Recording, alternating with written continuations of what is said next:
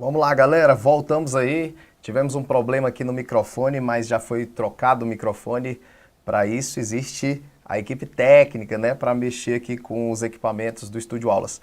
Para quem chegou agora, eu sou o professor Léo Matos, sou professor de informática e nós vamos começar aqui um aulão focado para o concurso do TJ de Minas, né? De TJ de Minas Gerais traz a banca Consuplan, como eu já estava falando para vocês. A banca Consuplan é uma banca, vamos dizer assim, mediana, né, para as provas de concurso público, mas a gente tem que tomar muito cuidado com algumas questões, tá?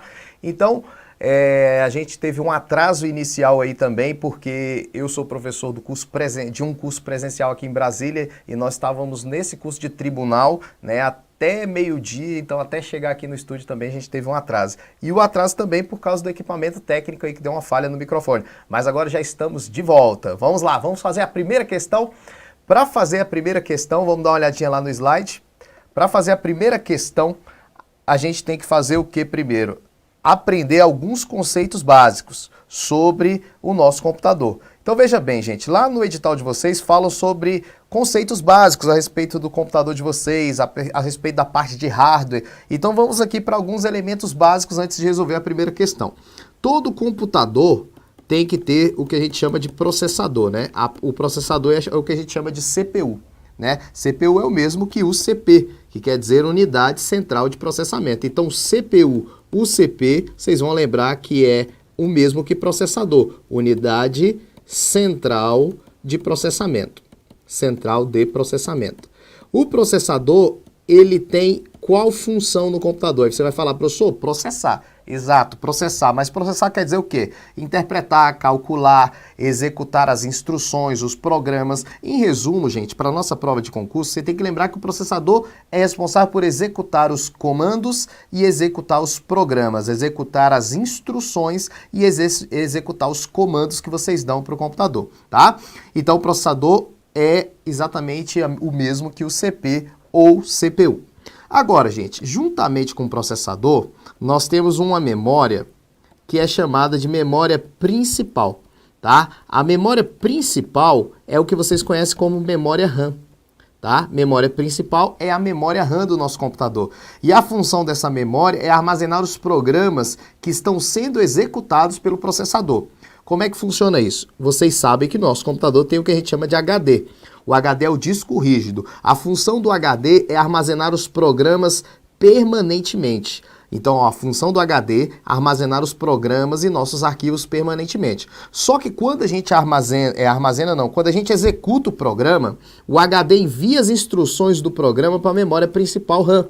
E aí o processador fica com a responsabilidade de buscar a instrução e levar para o seu núcleo e executar. Então, em resumo, o que você vai anotar? Espero que você esteja com um caderninho aí fazendo anotações. A CPU, que é o processador, tem a função de executar. Ela busca a instrução e executa a instrução. Ela busca e executa a instrução. As instruções que estão sendo executadas, os programas e arquivos que estão sendo executados temporariamente, ficam na memória RAM. Então, a memória RAM ela tem a função de armazenar, ela armazena temporariamente os programas que estão em execução. Então, a memória principal RAM, ela é uma memória que armazena de forma temporária os programas no momento em que estão sendo executados. Quem armazena de forma permanente, aí já fica com essa responsabilidade, o HD armazena de forma permanente. Tá? Então, não esqueça disso, a memória RAM ela é temporária. Além disso, você tem que lembrar o seguinte, que a memória RAM, além de temporária, ela é volátil. O que seria uma memória volátil? É uma memória que armazena os programas, né, somente enquanto ela está sendo energizada. É uma memória que precisa de energia para manter os dados armazenados. Ela é uma memória volátil, mas ela é uma memória que permite leitura do seu conteúdo e escrita do conteúdo. Tanto é que o computador consegue armazenar nessa memória as instruções, consegue apagar dessa memória as instruções, consegue alterar as instruções dessa memória, porque ela é uma memória que permite leitura e escrita. Ler, escrever, modificar, apagar. E o que é volátil mesmo, só para lembrar, depende de energia para manter os dados armazenados. Se eu desligar o computador, essa memória apaga todo o seu conteúdo. E ela é uma memória de acesso aleatório.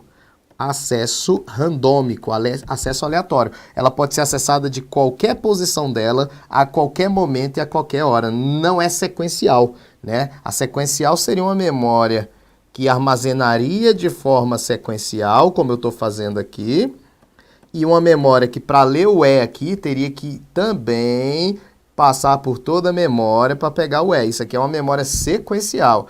Uma memória de acesso aleatório, ela é uma memória que não importa em qual posição os dados foram gravados, não importa, mas ele pode ser lido em qualquer posição, a qualquer momento. Eu posso pegar o E aqui a qualquer momento. O acesso, a leitura, a gravação é aleatória, tá? Isso é a memória RAM. Aí você fala, professor, esse desenho aí ficou legal para memorizar, mas eu queria ver a foto. Olha aí, o processador, que é o componente capaz de executar os programas, é esse aí, ó. Esse é o processador. Qual é a função dele mesmo que a gente viu? A função do processador, que é a CPU, é executar os programas e comandos. O processador, gente, ele tem 3 partes básicas. O processador tem 3 partes básicas. O processador ele é dividido em UC, ULA e os registradores. Vamos imaginar que esses aqui são os registradores. Então, ó, UC, ULA e registradores. Quem é a UC? A UC é a unidade de controle. O C quer dizer unidade de controle. O que é a unidade de controle do processador? É aquela que controla as atividades internas. Toda busca da instrução que será executada, todo o armazenamento dos registradores é feito pela UC. A UC controla as atividades internas. Já a ULA, que quer dizer unidade lógica e aritmética, a ULA, ou também ALU, unidade lógica e aritmética, ela é responsável pelos cálculos matemáticos e comparações lógicas. Se o valor é maior, se o valor é menor, se o valor é diferente, isso é o que a gente chama de ULA, unidade lógica e aritmética. Então a UC controla as atividades internas, a ULA é responsável pelo cálculo matemático. Olha lá, vamos dar uma olhadinha. Vamos imaginar aqui que eu apertei o 3 no nosso teclado. Quem busca a instrução 3 e leva para dentro do processador é a UC. A UC controla as atividades internas. Aí ela armazena o 3 no registrador, porque o registrador é uma pequenina memória que armazena as instruções internas do nosso processador. Aí apertei o 4, a UC buscou o 4, levou o 4 e armazenou no registrador. Porque não adianta só processar, tem que processar e armazenar para que seja usado depois. Então eu peço para multiplicar. A UC busca o operador de multiplicação e fala, o LA, agora é sua vez. Faz o cálculo matemático aí, multiplica o registrador tal com o registrador tal. A ULA faz o cálculo matemático, a UC vai lá e armazena o resultado no registrador. Então perceba que para que ocorra um processamento, para que ocorra a execução de um programa e execução dos comandos, existem componentes que se agrupam fazendo esse papel dentro do processador. A UC controla as atividades internas, a ULA faz o cálculo matemático e o registrador registra as atividades internas para que elas possam ser usadas depois. Não esquecer que você não precisa saber o que é aquele desenho, né? Volta lá. Você não precisa saber que a UC busca, armazena no registrador. Isso aqui é só uma didática para vocês entenderem. O que vocês têm que focar? O que é o C, o que é o LA e o que é o que? Registrador. Tem que lembrar isso. Se você lembrar isso aí, você mata a questão. Então essas aqui são as partes de um processador. Vamos lá. Aqui é a memória que a gente chamou de memória RAM, a memória principal RAM. Qual é a função da memória principal RAM? Armazenar os programas no momento em que eles estão sendo executados. E antes de serem executados, os programas ficam dentro do disco rígido, dentro do HD. Tá? Não esquecer que essa memória é volátil, depende de energia para manter os dados armazenados. Tudo bem? Se desligar o computador, essa memória apaga. E aí tá aquela explicação, né? Você abriu um monte de programa na tela. Os programas foram para a memória principal RAM. Sem querer, tu desligou o estabilizador, o computador desligou. O que vai acontecer? Quando você ligar o computador de novo, não vai ter nada na tela. Porque a memória RAM, ela apaga no momento que para de mandar energia para ela. Ela é volátil.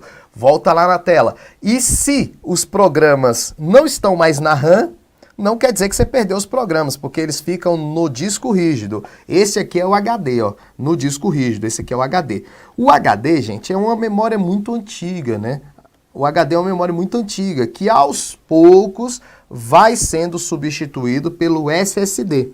Os dois têm o mesmo objetivo, armazenar os nossos programas, os nossos arquivos de forma permanente. Eu posso ter no meu computador um HD ou posso ter no meu computador um SSD. E qual é a diferença? É que o HD é uma memória magnética, né?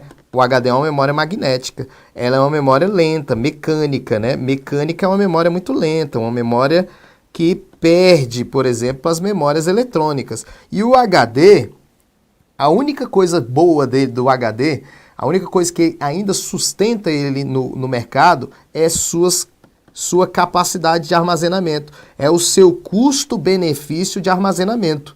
Né? Nós temos HDs aí de 1 TB, 2 TB, 4 TB. O SSD, ele não é uma memória magnética mecânica. Pode ver que não tem esse braço mecânico aqui. O SSD, ó, ele é um monte de chip, ó, um monte de circuito eletrônico. E esses circuitos eletrônicos nós chamamos de memória flash. Então ele não é uma memória mecânica, ele é uma memória eletrônica.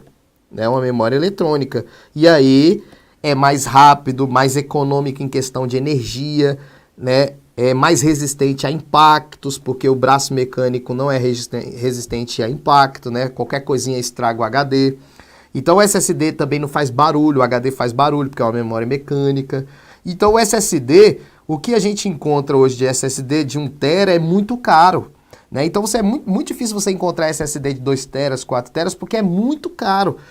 O SSD é muito caro mesmo. Então, em relação ao custo-benefício de armazenamento, o HD ainda sobrevive no mercado por isso. Mas o SSD é muitas vezes mais rápido que um HD para abrir o arquivo, para executar um programa, tá? Então, isso aqui é muito importante que vocês lembrem, porque isso aqui pode cair na prova, tá? Esses discos podem ser usados para armazenamento dos programas e arquivos de forma permanente.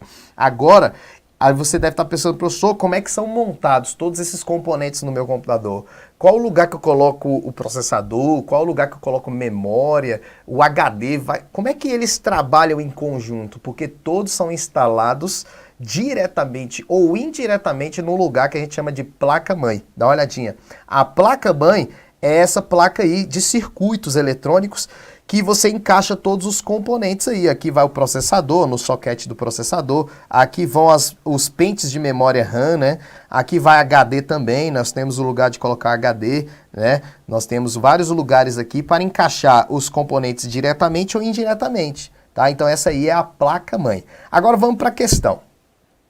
O processador também é conhecido como CPU, Unidade Central de Processamento. É o coração do computador. Eu não considero o coração, eu considero o cérebro do computador, mas tudo bem. A Consulpan falou, coração, vamos aceitar, né? É o responsável por executar todas as instruções, como eu falei para vocês, dentro dele, que só entende a linguagem binária. A linguagem binária é a linguagem dos zeros e uns, né? A linguagem do computador. Ou seja, tudo que é digitado nele é convertido para a linguagem binária. Então é tudo calculado dentro do processador. E para calcular existem todos aqueles componentes que eu falei para vocês. A CPU tem 2 componentes fundamentais. Ele cita 2, que são a base de toda a execução de instruções, porque a execução de instruções envolve cálculos e operações. Olha lá, e operações executadas no computador. Assinale qual é a opção.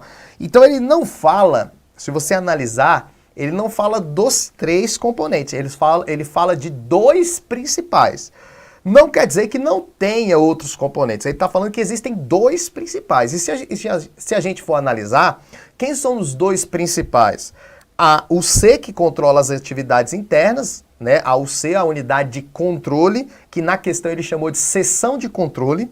E também a ULA, que é a unidade de lógica aritmética, que faz os cálculos. O registrador é a memória mais rápida que nós temos no computador, mas a função do registrador é armazenar as instruções para que elas sejam usadas depois para um cálculo né, para um fundamento qualquer de cálculo e operações lógicas. Mas se você for analisar dos três, os mais importantes são realmente a ULA e a UC. Tanto é que existem provas que falam mais desses dois, que o registrador fica ali só como uma memória para armazenar as instruções repetitivas, as instruções que estão sendo executadas naquele momento. Então a resposta, vamos lá, a resposta só pode ser, vamos lá, a unidade lógica e aritmética e a seção de controle, que seria exatamente a UC, a letra C é a nossa resposta. Beleza? Vamos lá. Aí você fala, professor, foi difícil essa questão. Foi mesmo. Né? TRF, segunda região, se você não soubesse isso, não tinha como responder essa questão. Beleza? Vamos lá. Antes de fazer a segunda questão, quero que você, que não se inscreveu ainda no canal, né, não se inscreveu no canal do Estúdio Aulas, tem aí a opção para inscrever, para você receber todos esses conteúdos que nós fazemos aqui, aulões, receber uma notificação também no e-mail do aulão que está sendo transmitido. Quando vocês se inscreverem, tem um sininho lá, né? Do lado do inscrito tem um sininho. Se você também está assistindo esse vídeo agora, lá tem um sininho do lado da opção inscrito, que é para vocês marcarem lá para receber as notificações dos aulões, porque às vezes você esqueceu que vai ter o aulão, você recebe um e-mail falando que está tendo o aulão, que teve uma dica, é bem legal para o seu gerenciamento aí dos vídeos. Beleza, gente? E você tá gostando desse vídeo? Fala aí para mim, dá um feedback aí. Vamos falar com a galera aí. Bota na tela aí para eu falar com a galera. Pode puxar o telão aí. Vamos lá, para não ficar olhando aqui eu falando, ó. Vamos lá, vamos dar um abraço aí pro Thiago Amorim. É isso aí, Thiago. Sessão de controle, ULA, Wellington, um abraço aí para você. Érica, Souza, Rejane, todo mundo participando aí do nosso aulão aqui, focado no TJ de Minas. Vamos lá. Tô tão acostumado a falar TJ de São Paulo, que quase eu falei TJ de São Paulo, porque a gente tá preparando a galera também aqui pro TJ de São Paulo. Vai falando aí de qual estado vocês são, gente. E aí, dá um like aí. Tem aí embaixo a opção aí para você curtir. Se você estiver gostando do vídeo, curte aí, compartilha com a galera, chama a galera aí. Tá, gente? Chama a galera. Vamos para a questão de número 2.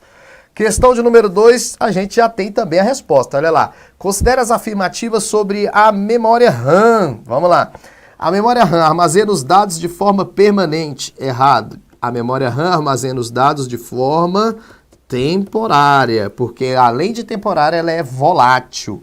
Vamos lá. É uma memória não volátil, já está errado também. A memória RAM é volátil, depende de energia para manter os dados armazenados. Olha, pois não perde os dados quando ocorre a interrupção da energia, pois perde os dados, né? Então o item 2 também está falso. Falso, falso.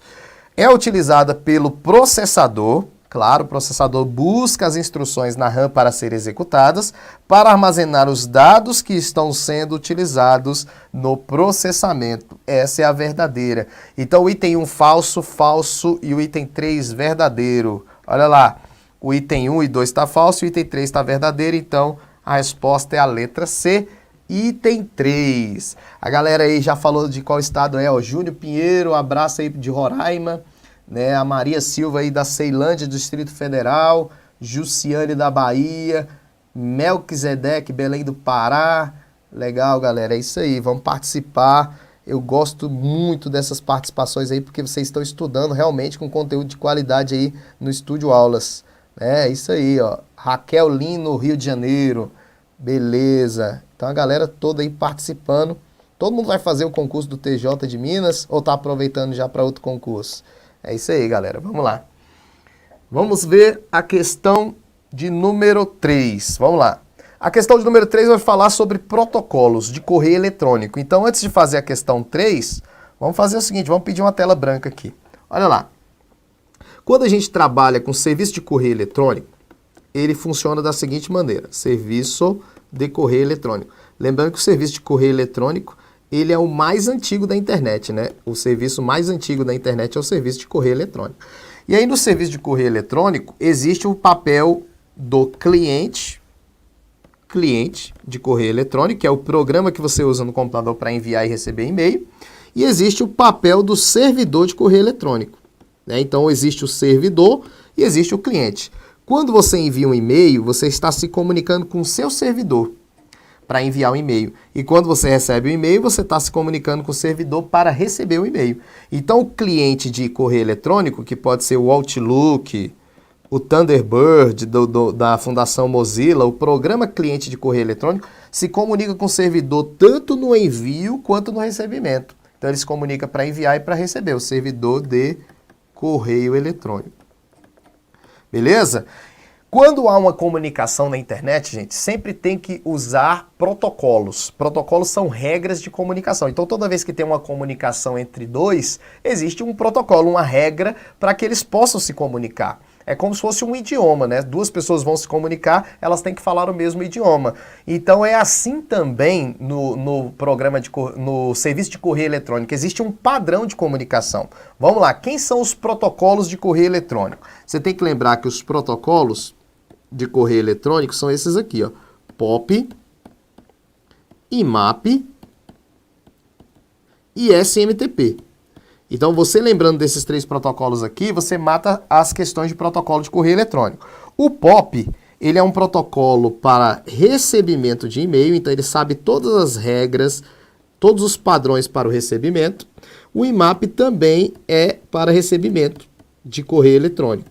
E o SMTP para envio, ele sabe as regras de comunicação no momento do envio entre o cliente e o servidor. Tá? Então, POP para recebimento, IMAP para recebimento e SMTP para envio. A diferença entre o POP e IMAP é básica. Veja bem, o POP, ele não transfere as mensagens.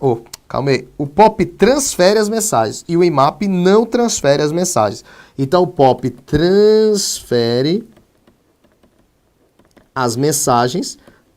Transfere da onde para onde, professor? Do servidor para o computador do usuário. E o IMAP não transfere. As mensagens são lidas no próprio servidor. Não transfere as mensagens. Quando eu falo transfere as mensagens, é transferir do servidor para o computador do usuário, para depois ele ler. E o IMAP não transfere. As mensagens são lidas no servidor. Daqui a pouco eu explico mais sobre isso aqui. Vamos lá, vamos colocar os protocolos aqui no desenho. Então, quando o programa cliente se comunica com o servidor no momento do envio, o protocolo é esse aqui, ó, SMTP. Pode ser chamado também na prova de protocolo de saída de e-mails, né? Porque ele faz a saída do e-mail do seu computador para o servidor. Então, SMTP é o protocolo de envio. E no recebimento pode ser o POP ou pode ser o IMAP, depende o que você configura. É no momento da configuração do programa de correio eletrônico que você escolhe se você quer receber por POP ou se você quer receber por IMAP. Na hora que você instala e depois vai configurar é que você define. Se você instalar o programa Outlook e definir o protocolo de recebimento como POP, ele transfere as mensagens para o seu computador. Depois que ele transfere, é que tu abre a mensagem e consegue ler a mensagem. Então ele transfere, aí depois que você lê. Então logo você está lendo uma mensagem que já está no seu computador, não está mais no servidor. E aí por isso nós chamamos esse protocolo de protocolo offline. Bota lá. Offline, por quê que ele é offline? Porque quando você lê a mensagem, você já está lendo algo que está no seu computador. Não no servidor, já está no seu computador, então você está lendo offline. Já o IMAP, como não transfere, você está lendo no próprio servidor, e aí você está lendo online. IMAP online, POP offline. Só para você entender melhor. Quando saiu o edital do TJ de Minas, o que você fez? Você leu o edital direto na página da Consulplan. Se você leu direto na página da Consulplan, você leu ele online. Se você salvou o edital no teu computador, baixou para o teu computador, depois leu, aí você está lendo offline, porque você está lendo no seu computador. É exatamente isso. O POP transfere para o computador, você lê offline. O IMAP não transfere, você lê online. Volta lá. Então agora a gente já sabe a diferença entre POP e IMAP, tá? E o SMTP para envio. Vamos voltar lá na questão. Eu dei aí uma palhinha para vocês, mas vamos voltar na questão. Olha lá. Cliente de e-mail ou cliente de correio eletrônico é o nome que se dá ao programa que utiliza serviços dos servidores de entrada e saída de e-mail. Então ele está falando que o cliente de e-mail é o programa, né? É o programa que vocês usam para fazer a saída ou entrada de e-mails no computador de vocês. Ou seja, é um programa que o usuário utiliza para enviar ou receber seus e-mails. Os navegadores de internet também são utilizados para acessar a versão web. Então ele está falando assim, que o navegador de internet também permite enviar e receber e-mail, tipo o Google Chrome, o Firefox, e aí usa a versão web. Essa versão web de e-mail, gente, é o que a gente chama de webmail.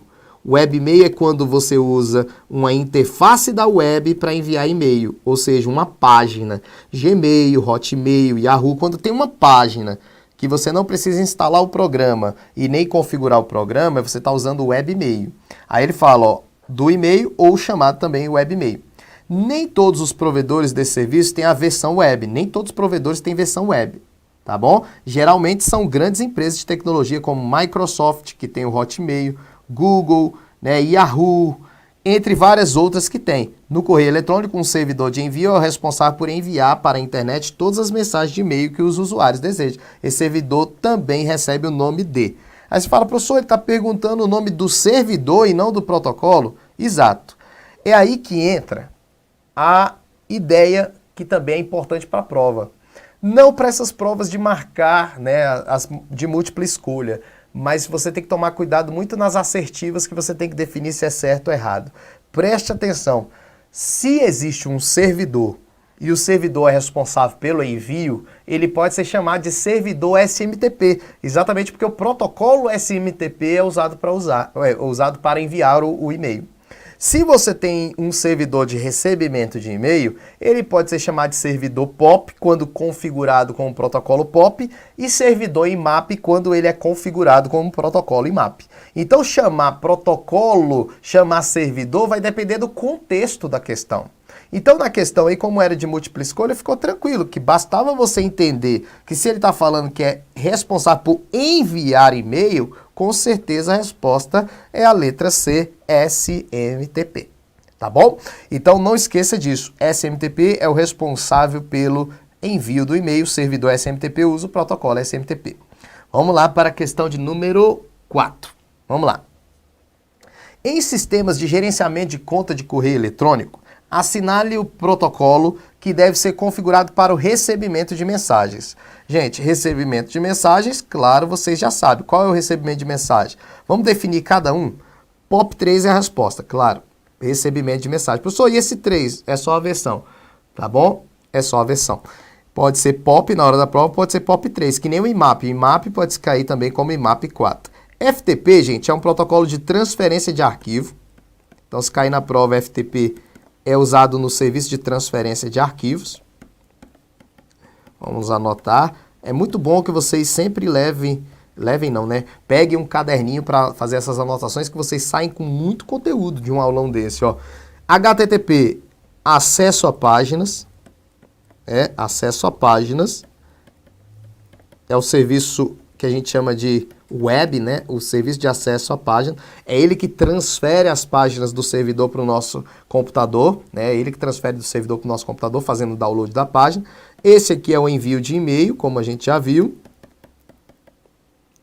E esse Telnet é acesso remoto, né? Para acessar computadores remotamente. Acesso remoto, tá? Controlar os computadores à distância. Então, esses são os protocolos que a gente tem aí na questão, mas a resposta é a letra A. Vamos lá.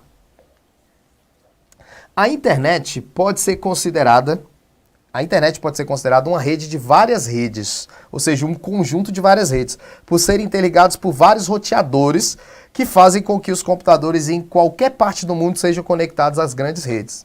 Várias formas de conexão à internet são possíveis e ele dá várias formas de conexão com a internet aí. Então essa questão é sobre formas e meios de comunicação através da internet. Na verdade, formas e meios de conexão com a internet. Como é que vocês estão conectados nesse momento à internet? Vocês estão conectados por telefone? Vocês estão conectados por TV a cabo? Como é que vocês estão? Estão via celular? Então existem vários meios de conexão com a internet. Vamos ver um pouquinho antes de responder a questão. Olha os vários meios de conexão com a internet. Vamos lá. Meios de conexão. Eu vou falar só dos mais importantes, ó, meios de conexão com a internet. Aí nós temos os via linha telefônica,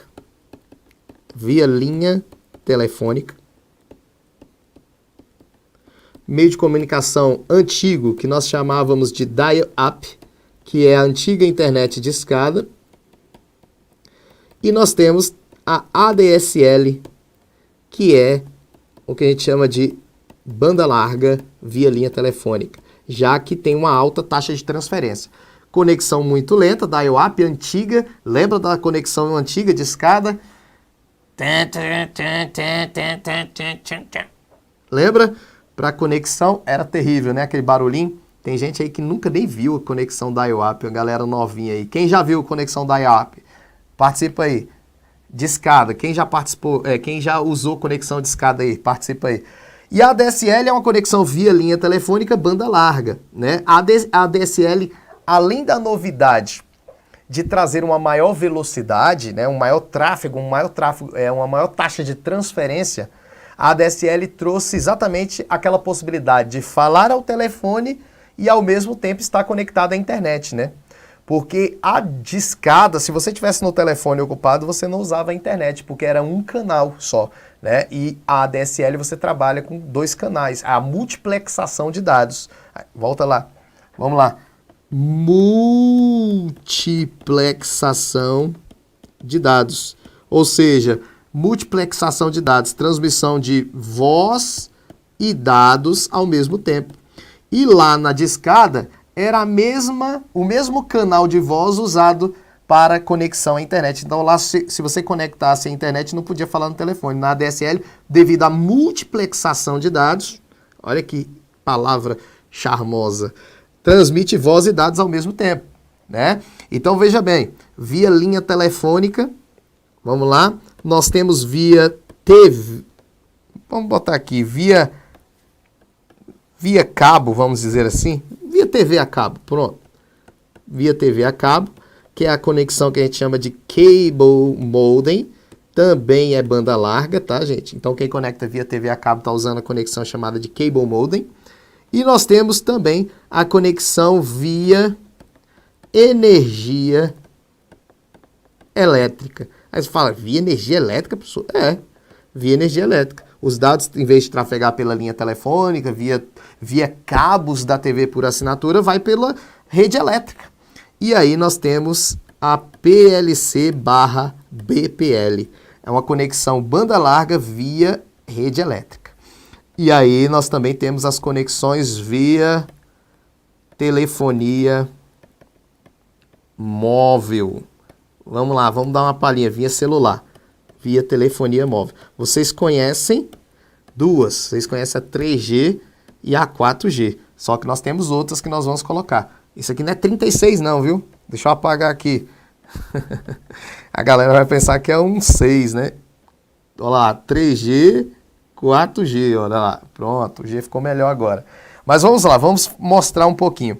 Essas conexões, gente, usam como equipamento para vocês estarem usando essa conexão, que a gente chama de modem, né? Que pode ser chamado também de roteador, porque ele liga vocês à internet. E o equipamento que liga redes diferentes é chamado de roteador.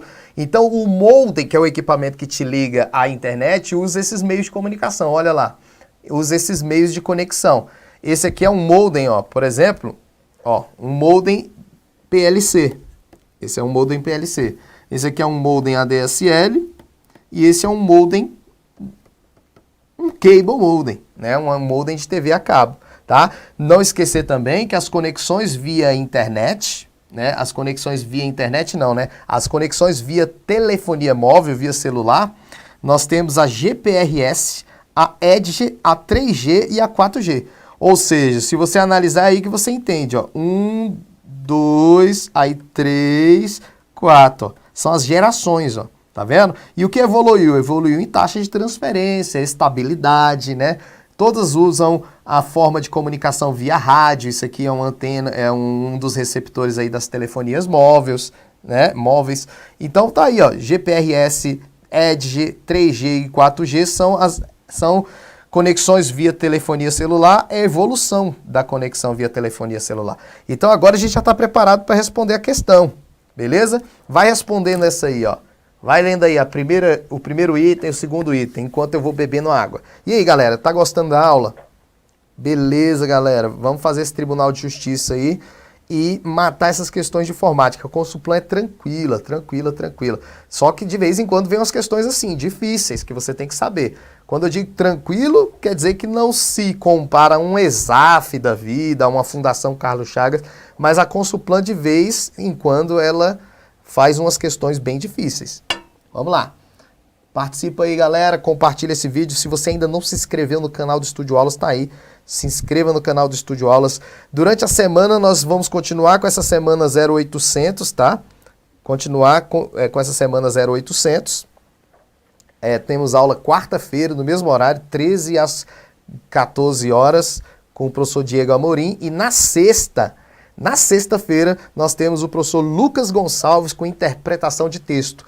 Tudo isso aqui com Consulplan, tá? Consulplan, e vai todo mundo aí participar com certeza. Galera, não esquece também que aí eu coloquei para vocês, claro, para vocês de presente, eu coloquei dois links aí embaixo, ó. Pode olhar na descrição do vídeo. Além do material da aula, vocês vão encontrar embaixo um e-book de informática gratuito.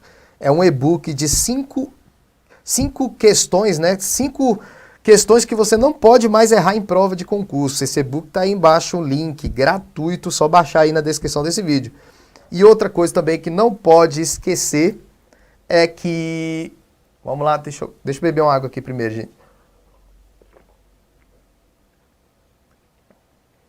Pronto.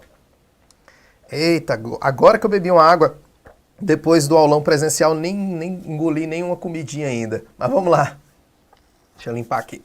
Presta atenção, eu estou para lançar o Informática para Passar 2017. Quem participou do Informática para Passar 2016 sabe como foi um curso extenso. Foi praticamente um ano de curso. O curso estava programado para 8 meses, mas ele foi o ano inteiro. Então o Informática para Passar é um curso completão meu, com todas as técnicas que eu usei para aprender a informática do jeito que eu sei, eu passo para os meus alunos. Tudo que ele pode aprender de informática, todas as técnicas, além de aulas teóricas e outras.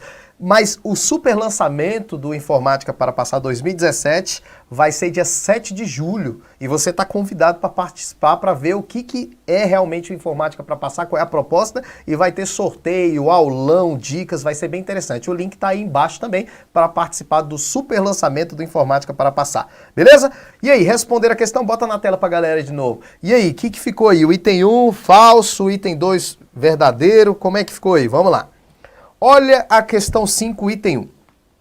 Por linha telefônica discada é também chamada de conexão ADSL. Já está o que? Errado. Quando é discada, a gente chama de conexão dial-up. Beleza? Com velocidades mais lentas, porém mais estáveis. Nada a ver. Realmente a conexão por linha discada era lenta demais, mas não é chamada de ADSL. A ADSL é banda larga. A banda larga, que é a internet de alta velocidade, é amplamente utilizada em diversas localidades em que a empresa telefônica exerce o papel de provedor de acesso e é conhecida como PLC. Olha aí, gente, linha telefônica não é PLC. Quem provê o serviço por linha telefônica, ADSL, que é a banda larga de linha telefônica. Então isso aqui está errado. PLC é via energia elétrica. Vamos lá. Por conexão de dados utilizados nos smartphones, conhecidas como GPRS e EDGE e EDGE, né, que tem o termo GMS junto, ele diz o seguinte: a conexão de dados utilizada por smartphone, conhecida por EDGE.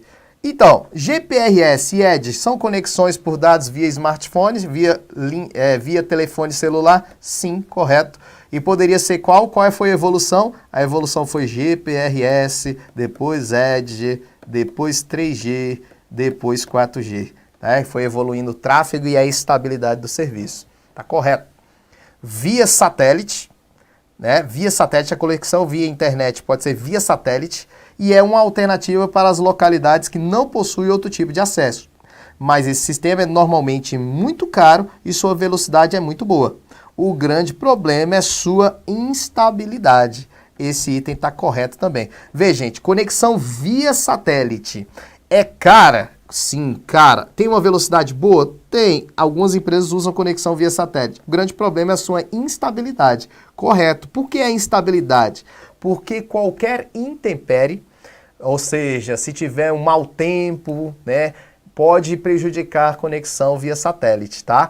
O mau tempo também pode prejudicar alguns outros meios de conexão, tipo via rádio também, o mau tempo pode prejudicar. Mas a conexão via satélite é pior ainda.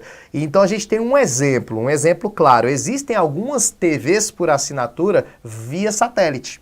Então a gente tem, por exemplo, a Sky. A Sky era via satélite a conexão.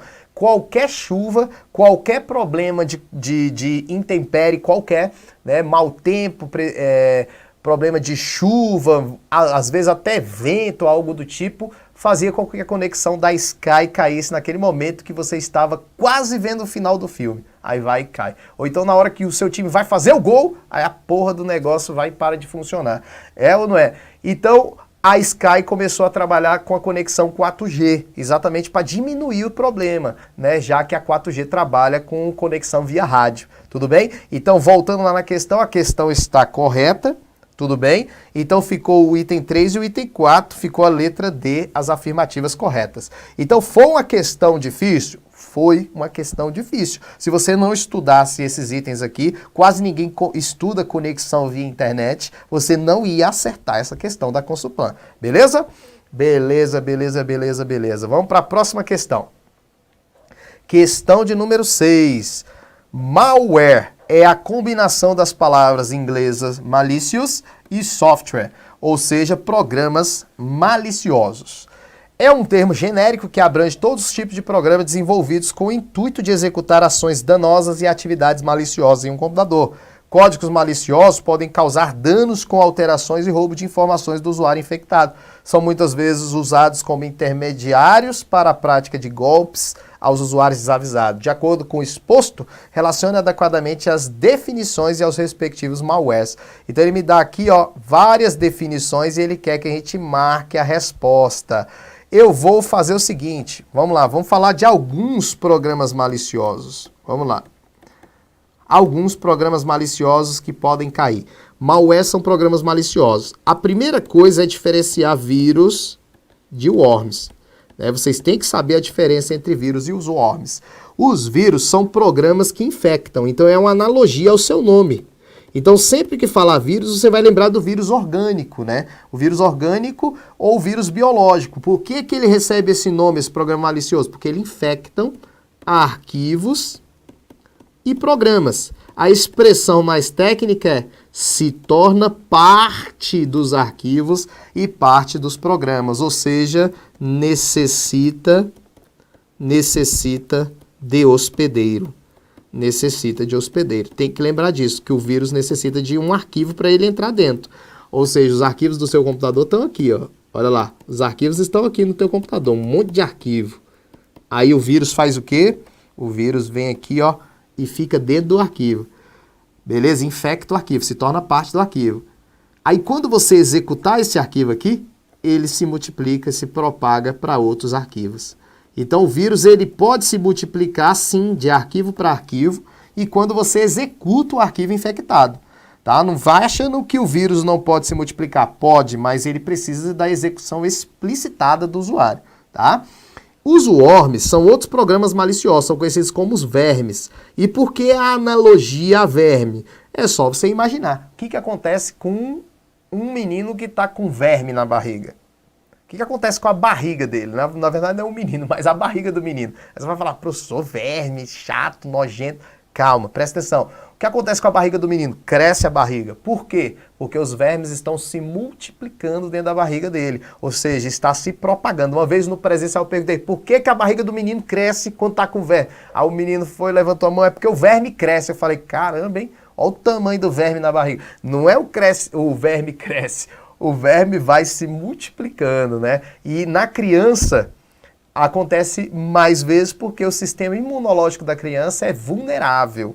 Olha lá, então o nerd que colocou esse nome nesse programa malicioso ficou top demais. Olha aqui, se multiplica através das vulnerabilidades, ou seja, das falhas de softwares, nas falhas de programas. Por isso que você tem que atualizar seu programa para retirar as falhas, porque senão programas desse tipo vai usar dessas falhas para se multiplicar. Então os worms se multiplicam sem precisar a execução explicitada do arquivo, né, dele mesmo, porque esse aqui, ó, não infecta. Diferente do vírus, ele não infecta, logo ele não necessita de hospedeiro. Então o worm ele é ele mesmo, ele não fica dentro de arquivos e programas, tá? O worm ele foi feito para se multiplicar, gente, de um computador para computador. Ele acha uma falha nos programas e vai se multiplicando, ó, de computador para computador, gerando um excesso de tráfego de dados, né? Gerando um excesso de lentidão nas redes. Aí, gente, vocês têm que lembrar também do cavalo de Troia. Nunca esquecer do cavalo de Troia, porque ele também cai muito, tá aí na questão para a gente responder. O cavalo de Troia, ele é um programa disfarçado de inofensivo, ele pode ser chamado de Trojan Horse, cavalo de Troia. E ele tem duas coisas importantes para a prova. Ele é um programa aparentemente inofensivo. Então ele é um programa disfarçado de joguinho, disfarçado de cartão de Natal, disfarçado de antivírus. E quando tu executa ele, ele abre as portas do seu computador. O invasor, através dele, tem acesso e controle à distância, controle remoto. Então ele abre as portas do seu computador e o invasor entra lá para furtar dados pessoais ou até mesmo para instalar outros programas maliciosos. É isso que o cavalo de Troia faz, abre as portas do teu computador para o cara ter o controle total da tua máquina, tá bom? O controle total da tua máquina. Então esses 3 programas maliciosos caem bastante na prova, tá? Você tem que saber todos aqueles programas maliciosos que costumam cair, né? Vírus, o worm, cavalo de Troia, spyware, backdoor, né? Você tem que saber todos, tá? Não pode chegar na prova sem saber, não. Mas vamos para a questão que eu acho que já dá para a gente resolver parte dela. Vamos lá. Olha a questão. Olha lá, o item 1. Responde aí o item 1. Vamos lá. O Juan tá perguntando, tá pedindo uma explicação sobre ransomware. Tá? A gente dá uma definição aqui. Tá? Vamos lá, vamos lá. Galera tá rindo com o menino que está com worms aí, com verme. É isso aí, é isso aí. Vamos lá. Galera aí, Karina Vieira, Regiane, Juan Brito, Wellington, valeu a presença aí de todo mundo, né? Compartilha esse vídeo aí com a galera, se não se inscreveu, se inscreve no nosso canal aí. Agradeço bastante a presença de vocês aí e não esquecendo que durante a semana ainda temos outras aulas aí, né? Beleza, beleza, beleza. Vamos lá. Já responderam? Não se replica ao infectar computadores, ó. Executa as funções para as quais foi aparentemente projetado. Tá vendo? Ficando oculto do usuário, executando funções maliciosas como furto de senhas, olha lá, modificação e destruição de arquivos, necessita ser executado para infectar o computador. Então veja bem, não se replica ao infectar computadores. Tá vendo? Executa funções para quais foi aparentemente projetado, né? Ficando oculto do usuário, executando funções maliciosas, como furto de senhas, modificações, distribuição de arquivos, necessita ser executado para infectar o computador. Gente, só olhando o conceito não fica muito claro, né? Não fica muito claro do que ele quer falar. Mas, aparentemente, no final, ele já te dá uma pista de que não é o worm. Quer ver? Olha lá. Ele não, já fala que não é o worm, ó. Necessita ser executado para infectar o computador. Então isso aí já não é o worm. Se a gente olhar as opções lá, vamos olhar. A letra A já fica meio complexa, né? Não pode ser a letra A e não pode ser a letra C, pela lógica, né? Então só poderia ser o cavalo de Troia ou poderia ser o vírus, tá?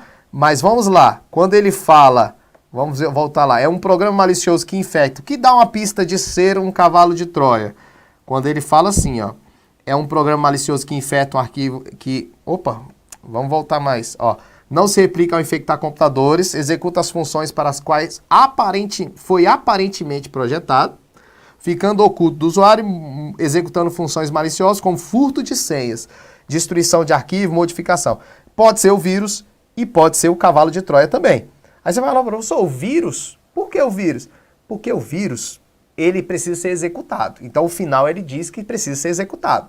Outra coisa, o vírus ele pode fazer tudo que você pensar, ele pode furtar senhas de dados, o vírus ele pode ser projetado para qualquer coisa, tá? Então pode ser cavalo de Troia, pode ser vírus, mas para ter certeza nós temos que resolver os próximos itens. Vamos dar uma olhada lá. Vamos lá, olha lá. Utiliza-se de uma rede para se propagar por vários computadores sem que o usuário realize qualquer ação. Sua propagação acontece pela exploração de vulnerabilidades existentes na configuração de software instalado, tornando o computador infectado vulnerável a outros ataques. Aqui você já sabe quem é, né, gente? Aqui são os worms. Né? Aqui você já sabe, olha lá, explorando as vulnerabilidades, pode instalar softwares maliciosos, tá aí. Então aqui a gente já sabe que é o worm. Então se a gente analisar as opções, vamos lá, olha lá. Aí você fala, professor, então é a letra B. Olha lá, cavalo de Troia e worm. Até aqui tá indo certo, não é isso? Cavalo de Troia e worm. Por isso que eu falei, tem que analisar as opções, porque poderia ser o vírus, né? Mas agora a gente já sabe que tá mais para a letra B, quer ver? Vamos ler mais as questões, vamos lá. Item 3.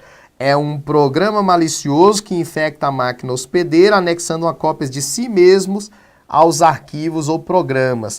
Para que o computador seja infectado, é necessário que um dos programas infectados seja previamente executado, de modo que o usuário, ao utilizar o arquivo e o aplicativo, execute o malware, dando continuidade no processo de infecção. Aqui é o vírus, beleza? Aí vamos voltar aqui, vamos responder logo essa. Ó. Essa técnica consiste na troca de endereço IP original por um outro, utilizando endereços remetentes falsificados, podendo assim se passar por outro host. Host quer dizer computador. Então o cara muda o IP do computador dele para se passar por outro host, para se passar por outro computador. Aí o ataque ocorre quando é feito um pedido de conexão ao servidor da vítima com pacotes que carregam endereços falsificados. Gente, sempre que falar falsificação de IPs, falsificação de IP, trocar o IP do computador por outro para se passar por outro, a gente chama de spoofing. Tá? É um ataque chamado de spoofing. Na verdade, a Consulplan até errou, porque isso aqui não é um malware. O spoofing é um ataque, né? Um ataque ao servidor para falsificar endereços IPs, para fazer invasões, né? Tá bom? Então, o item 4 seria o spoofing, porque falou falsificação de endereço IP. Então, a resposta, com certeza, a gente já sabe que é a letra B. Beleza, mas vamos voltar. Eu não gosto de deixar dúvidas. Vamos voltar. Voltar. Vamos lá. Não se replica ao infectar computadores. Então, quer dizer que o cavalo de Troia não se multiplica. Realmente, ele não se multiplica. Executa as funções para quais foi aparentemente projetado. Algumas pessoas podem ter ficado com essa dúvida. Gente, o cavalo de Troia, ele tem uma aparência inofensiva. Ele parece um joguinho, parece um cartão de Natal. Ele pode até executar a função de joguinho e de cartão de Natal, mas por trás ele é uma porta aberta para o cara controlar o seu computador através dele. Tudo bem? Então só para não ficar essa dúvida. Mas vamos lá, vamos voltar lá para a questão. Nós marcamos aí a letra B. A letra B. Beleza? É isso aí. Agora presta atenção. Um nosso amigo perguntou o que são os ransomwares. Ransomwares. Gente, os ransomwares, eles são sequestradores de dados. Sequestradores de dados. É um programa malicioso que sequestra dados do computador e cobra um resgate para isso. Aí você fala, professor, como é que ele sequestra? Ele usa os processos de criptografia. Esse programa malicioso, ele criptografa os arquivos do teu computador. E aí, quando você for abrir o arquivo, ele vai te pedir um resgate para te passar aquela chave secreta para abrir os arquivos. Então, foi o que aconteceu naquele ataque que apareceu no Fantástico, né? Aquele ataque que pegou várias, que eles chamaram de o cyberataque, né, um ataque cibernético aí a várias empresas ao mesmo tempo. Os ransomwares, eles criptografam os arquivos. Aí quando você vai abrir o arquivo, tem que pagar o resgate para ter acesso àqueles dados. Quem mais foi prejudicado nesse ataque múltiplo aí na nossa internet foram as empresas de pequeno e médio porte. As de pequeno mais ainda. Por que essas foram as mais prejudicadas? Porque essas empresas não fazem backup dos seus dados.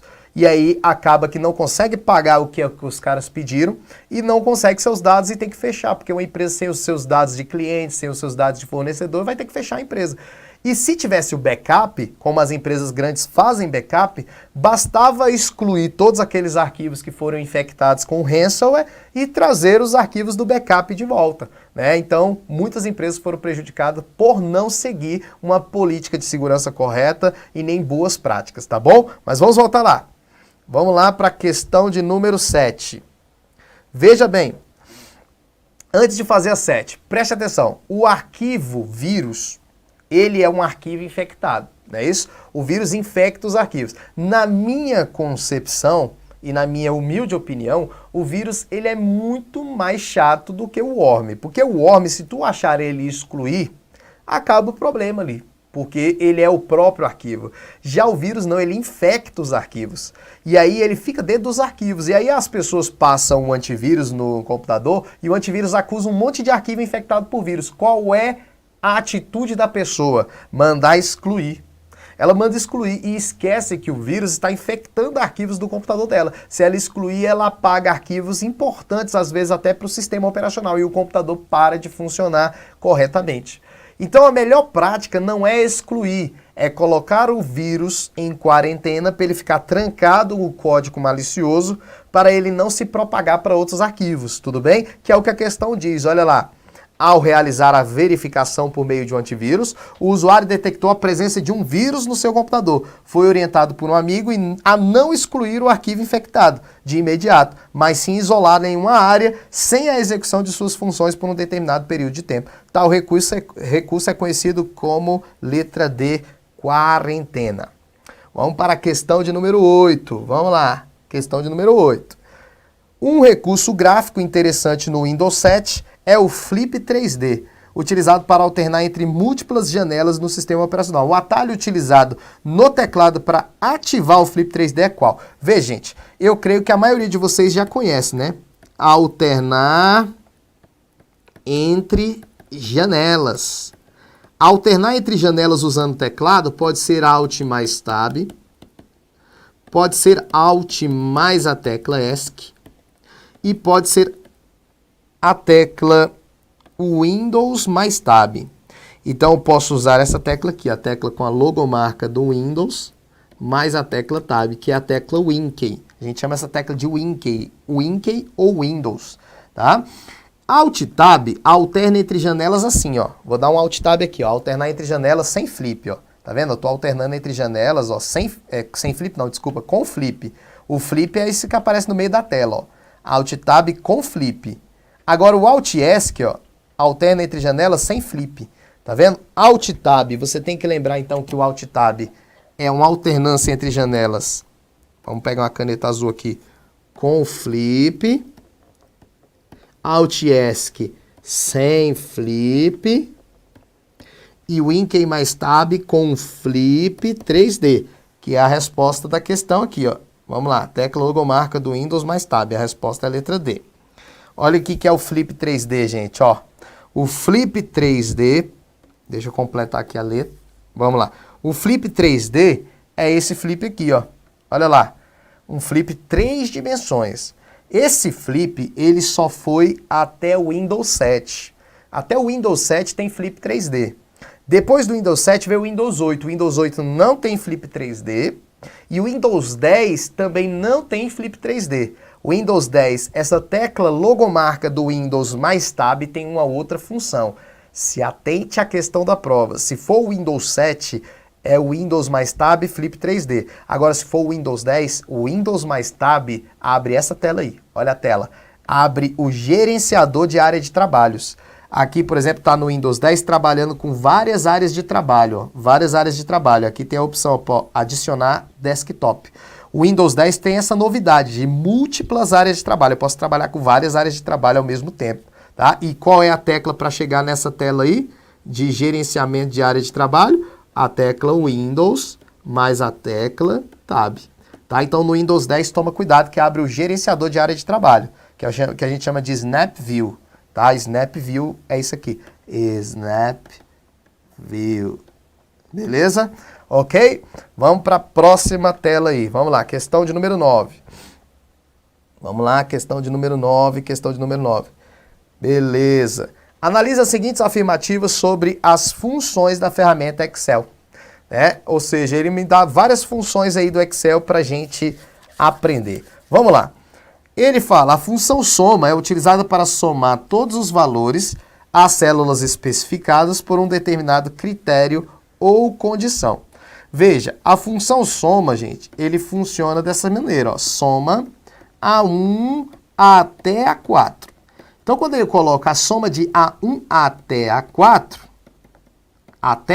eu estou pedindo para somar A1, A2, A3 e A4. Então, eu estou pedindo para somar um intervalo.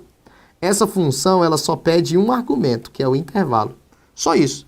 Ela não tem determinado critério ou condição. A função que soma com determinado critério ou condição, ela é essa aqui, ó. Soma-se. Soma-se A1 até A4, somar dentro de A1 até A4 somente aqueles que forem maiores do que 4.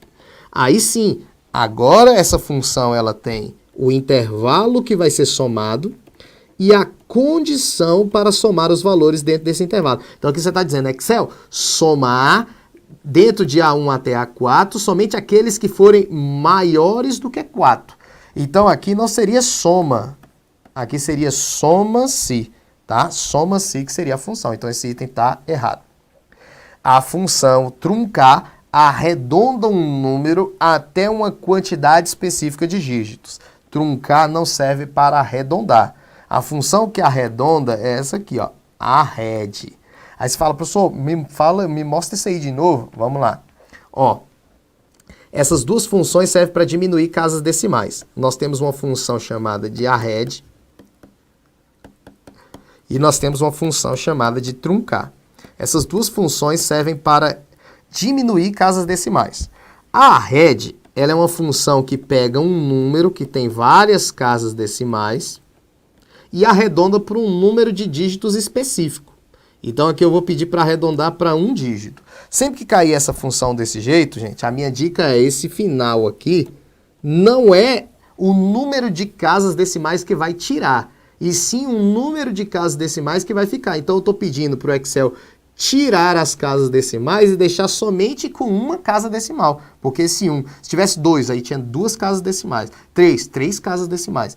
Então, para ficar com uma casa decimal, tem que tirar esse número e esse número. E aí você vai analisar sempre esse que é o mais próximo daquele que está ficando. Ó, sempre esse, tá? Que é o do lado do que vai ficar. Você vai analisar. Se ele for maior que 5 ou igual a 5, tu vai ter que arredondar o número para cima. Tá? E se ele não for 5 e nem maior, você continua 3,7 aqui. Tudo bem? Então, fosse 3,72, ia continuar 3,7, não ia arredondar para cima. Tá? 3,78, aí sim. Aí vai ter que arredondar para 3,8. Então, ó, tirei o último número, verifiquei se ele é maior ou igual a 5. É maior? Arredondou para cima. 3,8 seria o resultado dessa questão. Agora, o truncar, o arrede arredonda, né? Beleza? Agora, o truncar, olha o que o truncar faz. Se eu pedir para ele truncar para ficar com uma casa, eu estou falando a mesma coisa, ficar com uma casa decimal, vai ficar 3, alguma coisa, uma casa. Só que ele vai tirar esse e não vai arredondar, vai ficar 3,7. A diferença do truncar é que ele tira sem arredondar e o arrede, né? E o arrede faz o quê? Arredonda, tira as casas arredondando. Tudo bem? Então, o arrede arredonda, truncar não arredonda. Então, voltando lá na questão, a função truncar não arredonda. A arrede arredonda um número até uma quantidade específica de dígitos. Então, isso aqui também está errado. Agora, olha a função int. Arredonda um número para baixo até um número inteiro mais próximo. Vamos pegar o int, ó. Vamos pegar aqui, ó. Olha lá. Se eu botar um número aqui, 3,72. Vamos lá, 3,789, que nem tinha lá. Se eu colocar aqui, ó, int e botar esse número aqui, que é o A1. Olha o que ele vai fazer, olha lá. 3. Tá vendo? O que ele fez? Ele pegou e colocou o número inteiro, ó. Então, olha lá, o que aconteceu? Pegou o número inteiro. Então, o que a função int faz? Ela pega o número inteiro. Beleza? Se colocar assim, ó, 4,23. Olha lá, ficou 4. 4,986. Olha lá, 4. Tá vendo? Então ele está pegando o número inteiro. Né? Tá pegando o int é para pegar o número inteiro. Aí você volta lá na questão, olha o que ele fala. A função int arredonda um número sempre para baixo, até o número inteiro mais próximo. Então preste atenção. Se tivesse assim, a função int pega o número inteiro. Beleza, pega o número inteiro daqueles que estão lá. Por exemplo, se fosse 3,789, ele ia pegar o 3, porque ele vai pegar o número inteiro e vai desprezar as casas decimais. Tudo bem, gente? Mas se falar arredondar para baixo, não dá na mesma? Arredondar para baixo até o número inteiro mais próximo. Tá bom? Então ele está arredondando para baixo de alguma maneira para ficar exatamente só o inteiro. Então vamos ver se a banca considerou esse item correto. Ó. Porque se você analisar, só tem A, B, C e D. A gente já viu que está errada. Olha lá. Errado, errado. Só poderia ser o item 3 verdadeiro e não tem outra opção. Então a resposta é a letra C. Porque o int, gente, é o que eu estou falando. Para ficar só o inteiro, ele arredonda sempre para baixo. Ó. Arredonda o número para baixo até o número inteiro mais próximo. O número inteiro mais próximo aqui é o 3. Tudo bem? Então, ó, para baixo vai ficar só o inteiro. Então, uma questãozinha também difícil, mas eu concordo que ela não foi tão difícil para aqueles que conheciam a soma-se e o arred, porque se vocês eliminassem essas duas, só poderia ser a resposta de letra C. Tá bom? E aí, galera, o que acharam das questões da Consuplan? Estamos nas duas últimas questões. O que vocês estão achando da questão da Consuplan? Viram que eu, lógico que separei umas questões um pouco mais difíceis, né? Eu não ia separar as questões fáceis. Então, aumente o nível de preparação, galera. Não vai vacilar na hora da prova, não, né? Não vai vacilar na hora da prova, não. Não esquece, você que está assistindo o vídeo, tem um e-book aí de presente para vocês na descrição desse vídeo. É um e-book de informática bem legal para vocês. Fiz ontem à noite, né? E tá aí o e-book para vocês. E não se inscreve também. Não esquece de se inscrever no super lançamento do Informática para Passar, o link aí está embaixo também. Beleza, gente? Vamos voltar para a tela. Volta para a tela. Gente, quem está gostando aí, vocês são de qual estado? Vamos participar. Vamos lá. Vamos ver o que a galera está falando aqui.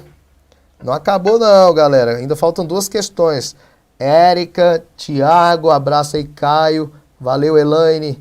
Valeu, Elaine, valeu, Elaine. A Regiane está aqui de novo. Vamos ver quem mais está participando aqui. Vou subir aqui.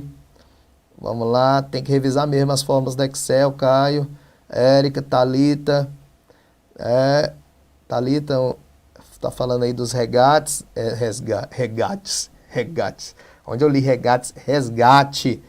Vamos lá. Rejane, Caio, Érica. É isso aí, galera. Gostando de ver aí a galera afiada nas questões aí do Excel. Beleza, beleza. Tem gente que desiste do Excel, né? Karina, Salvador da Bahia aí. Abraço pra galera da Bahia. Carlene de Brasília. Paulo Pereira do Rio de Janeiro. Clebson. Da onde que é Clebson? Fala aí. Clebson, nota 1000. Beleza, Clebson. Mas você é de qual estado? Fala aí.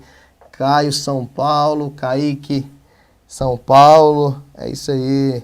Almerindo. Abraço aí pra todo mundo. Vamos participar. Vamos lá. O Microsoft Excel é um aplicativo muito utilizado em escritório e, de acordo com diversos autores, é o mais utilizado do mundo. Resposta correta até aí, né? O Excel possui uma infinidade de opções e ainda podem ser adicionadas funções de programação, fazendo com que ele seja uma grande utilidade para empresas, principalmente quando se trata de apresentar dados na forma de planilhas e gráficos.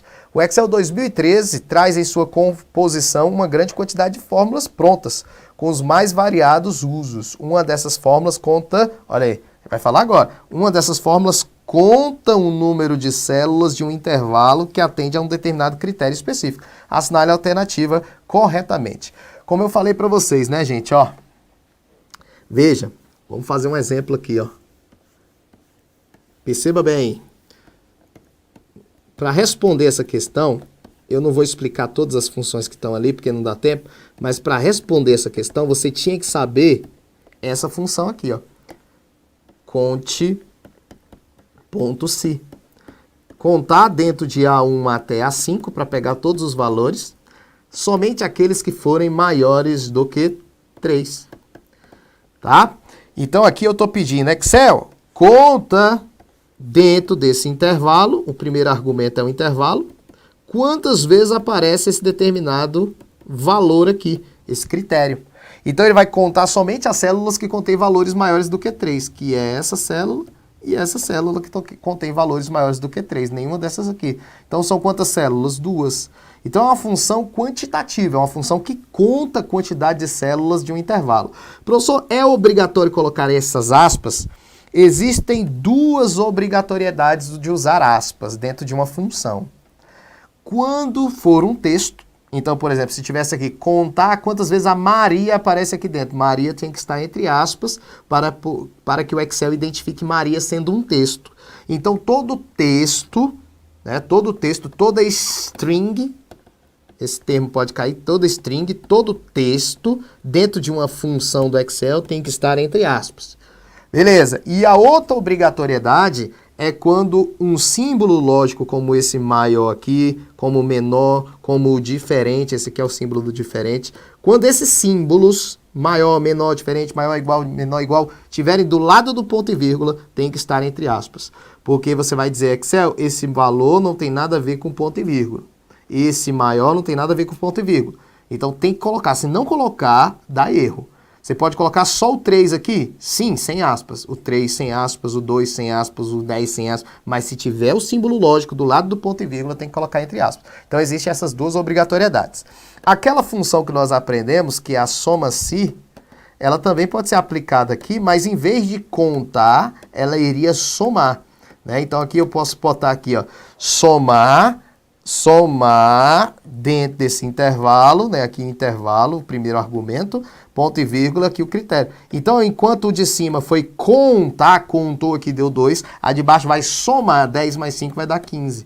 Porque a soma se soma, não tem ponto aqui, viu, gente? E conte se conta, beleza? Então, a resposta aí da questão, vamos lá, que era, ele pediu, ó, uma dessas fórmulas conta o número de células dentro de um intervalo que atende determinado critério. A resposta é a letra A, conte-se, tá? Essa aqui, gente, depois vocês dão uma estudada nela, ó. Conte-ses, ela conta mais de um argumento, tá? Essa aqui conta um argumento, essa aqui conta mais de um argumento. Essa aqui conta só valores numéricos, não conta texto, não conta datas, não conta só número. E essa aqui conta apenas conta qualquer valor numérico ou valor textual, tá? Depois dá uma estudada porque não dá tempo da gente revisar agora, tá bom?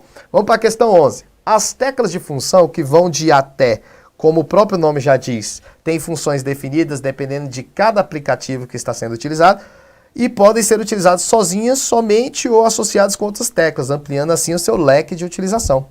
No Word, configuração padrão, idioma português, as teclas de função auxiliam consideravelmente na hora da digitação de um texto qualquer.